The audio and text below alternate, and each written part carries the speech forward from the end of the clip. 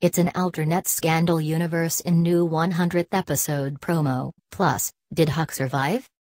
Scandal's about to hit 100 episodes, and it's truly celebrating with a bang. And when we say bang, we don't mean an explosion or a gunshot like we usually do.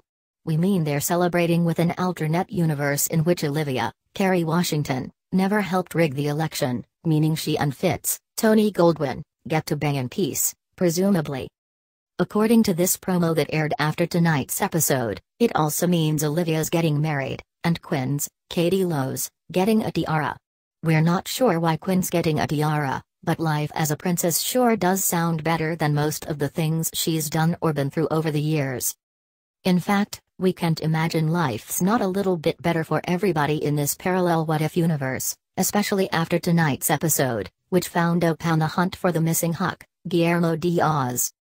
We learned tonight that after Meg shot Huck, and boy did she shoot him, he was covered in blood, she stuck him in her trunk along with the dead Jennifer, and somehow managed to get that hotel room almost completely cleaned up before Jake, Scott Foley, arrived.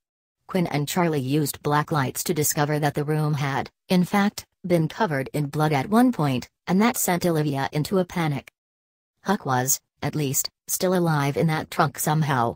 And then Meg pushed the car off of a cliff into a lake, and he remained alive as he imagined Olivia, Quinn, and Charlie, George Newbern, yelling at him to keep him that way. He got out of the car, and when he finally managed to swim to shore, he was suddenly tormented by his own former self, who was there to remind him that if he was still out there bleeding by dark, he'd probably die of blood loss and by coyote. Meanwhile, Abby learned what Meg had done, and Liv saw the pictures of Abby meeting with Meg and that ponytail woman, which got Abby a couple solid slaps on the face and a declaration that she's worthless.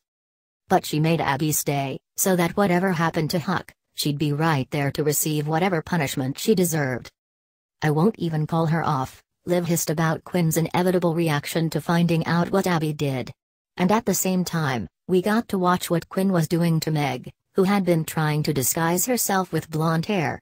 Suddenly, the unusual violence warnings at the beginning of the episode, and beginning of the scene, made a hell of a lot of sense. Quinn got so angry that she killed probably the only person who knew where Huck was. Olivia and the rest of the team pretty much accepted that Huck was dead, but Charlie convinced her that no matter what, they still had to find him. So they did what they do best and put together a big board of clues.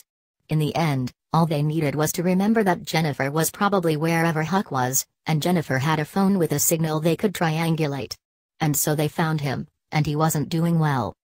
They got him to a hospital and learned that he was stable and breathing, but he had lost a lot of blood, and might not wake up the same Huck, if he wakes up at all. But of course, this is TV, and this is Huck, so he woke up after Quinn yelled at him for a while. He's alive. Oh, thank Shonda.